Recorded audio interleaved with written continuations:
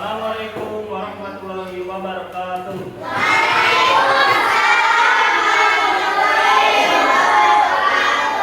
Gimana kabarnya? Baik. Alhamdulillah. Sekarang kita belajar coding kembali. Jadi sebelum kita belajar, alangkah baiknya kita berdoa. Mangga, saudara Dimas. Dari mulai.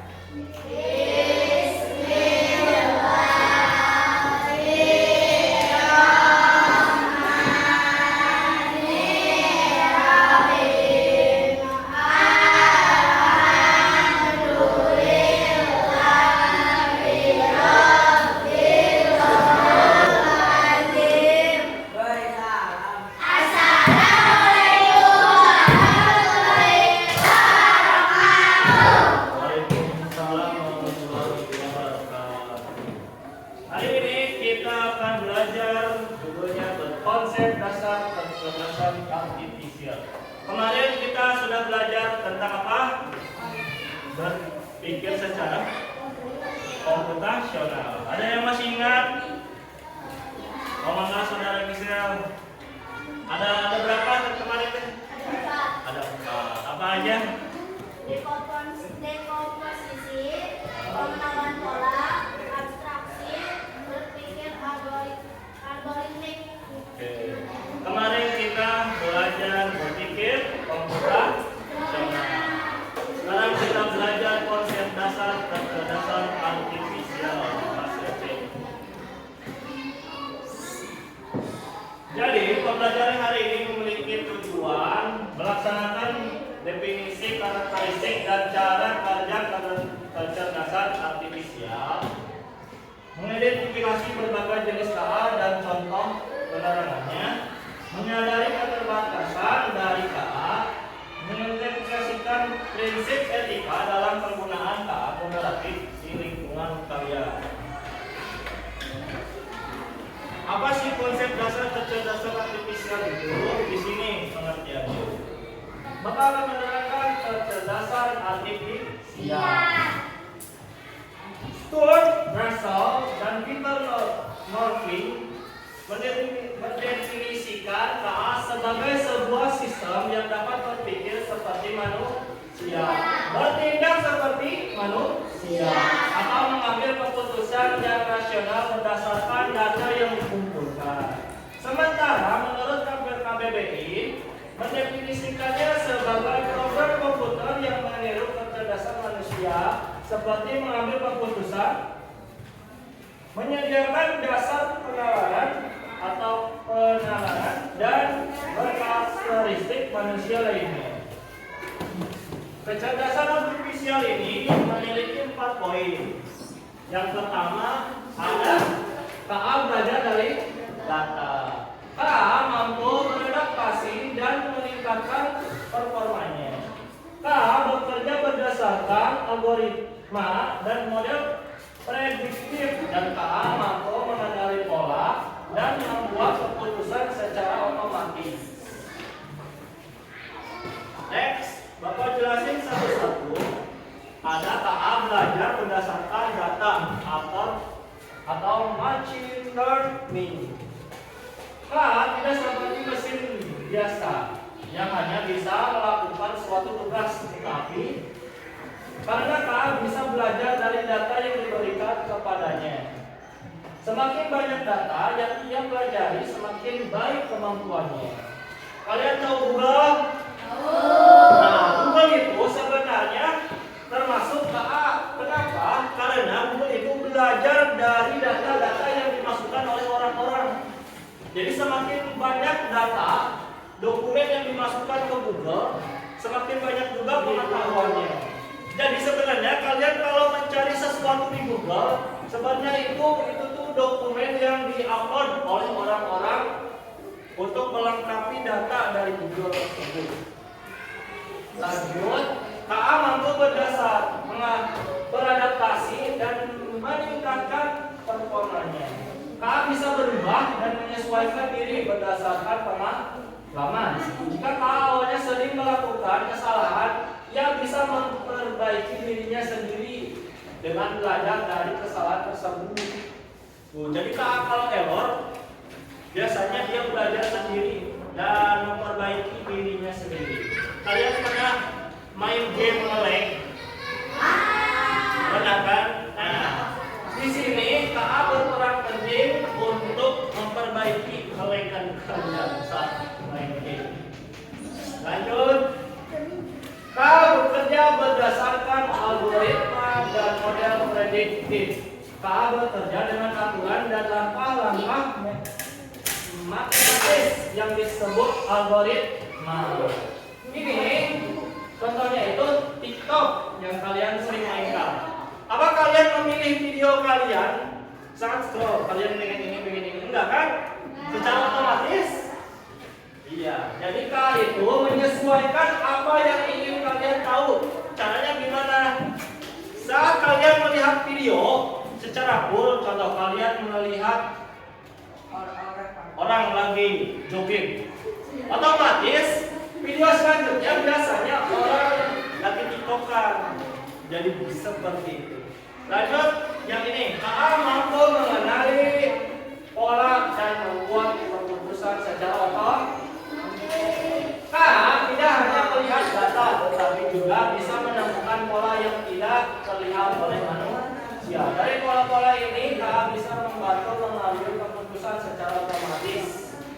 Nah, si KA ini bisa membuat apa yang kalian sebutkan.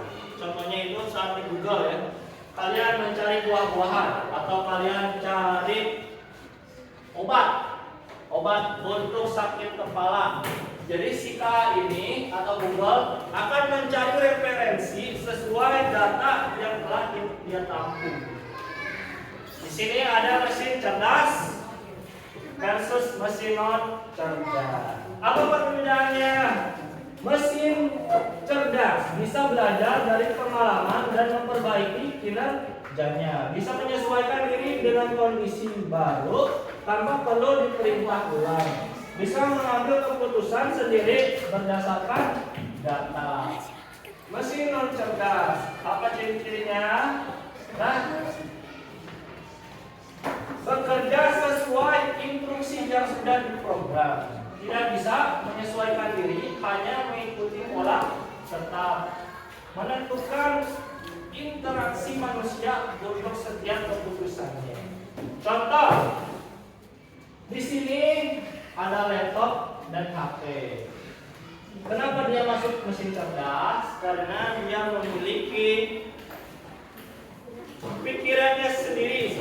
Jadi kalian pengen apa? Kalian cuma sebutin, nanti sesuatu akan muncul tanpa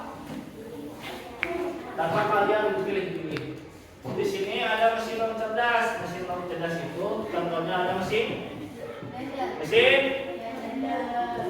cuci, ada blender. Jadi mesin cuci dan blender itu hanya memiliki tombol satu instruksi. Jadi termasuk mesin non cerdas. Untuk mesin ini ada yang mau bertanya? Aku. Ya, boleh. Kalau kompor cerdas atau non cerdas? Kalau kompor itu, karena kompor itu memiliki satu tombol saja, ya, dan instruksinya berarti cuma dipencet, diputar, lalu nyala. Jadi maksudnya itu mesin non cerdas.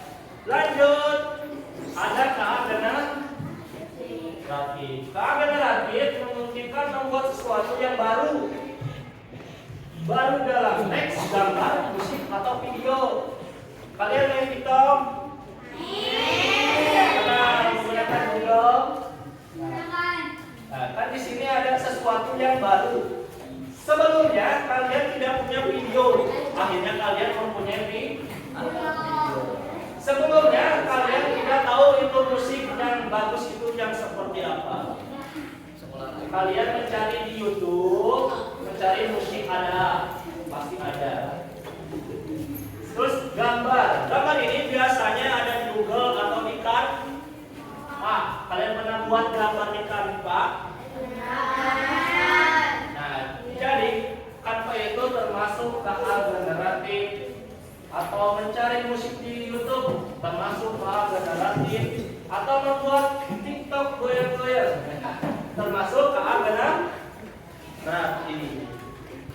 Terima kasih. Sekarang tugas kalian mengisi soal yang Bapak sudah siapkan di atas. Di situ kalian kasih nama di pojok atas ya. Di situ ada ABC. Nanti kalian silang aja pilih mana yang menurut kalian paling benar. Dengan judul konsep dasar kecerdasan artifisial.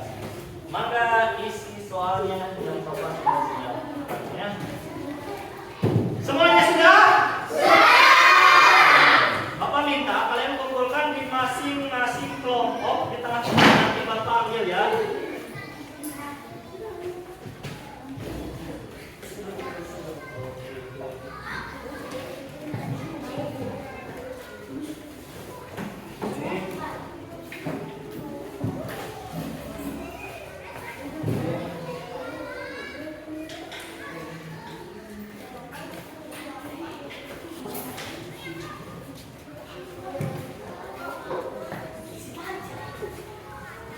Semuanya sudah, Bapak nanti nilai yang paling gede 3 orang Bapak kasih hadiah. Nilai yang paling gede. Oke? Sekarang kita akan mencoba namanya teknologi fixable machine.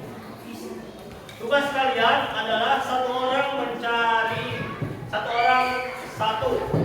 sampah terserah kalian untuk mencoba mesin. Kita akan mencoba alat yang bernama fixable machine. Di sini tugasnya mengidentifikasi sampah organik dan non-organik. Tadi kalian Bapak tugaskan mencari sampahnya masing-masing untuk mencoba ke depan nanti ke kamera laptop supaya tahu sampah kalian organik atau non-organik. Pertama Bapak kelompok 1, kelompok ke depan. Bawa sampahnya masing-masing berjejer aja berjejer. Ayo, kelompok 1. Monggo, saudari sawah duluan. Set, gitu ini. Nah, ini masuknya non. Diam. Nah, masuknya non organik. Kenapa? Karena itu kelas E. Aduh. Nah, ini daun. Masuknya iya. Oke, lanjut. Itu kertas.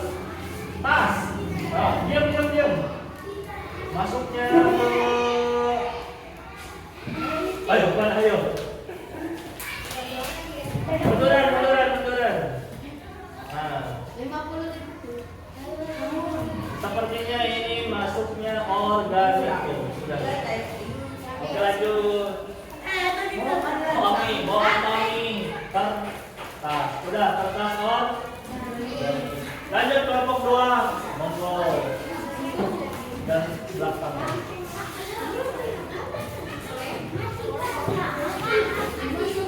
Lanjut. Matias. Ya, siapa duluan? Kameranya ada di tengah. Ya. Diam.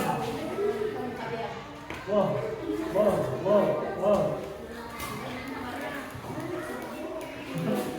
Non-organik, boy. Non-organik. Oh, aneh ya. Coba lanjut. Daun. Diam. Masuknya organik. Kenapa organik? Daun. Ya. Ayo. Lanjut. Oh. Itu plastik. Masuknya non-organik. Setelah selesai pelajaran hari ini, sebelum berakhir, Bapak pengen kalian mengapresiasi diri kalian dulu. Tepuk salut.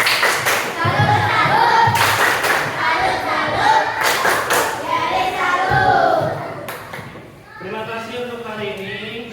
Semoga ilmunya bermanfaat buat kalian. Sebelum pulang, alangkah baiknya Maka saudara Dimas. Udah pulang berdoa dia pulang.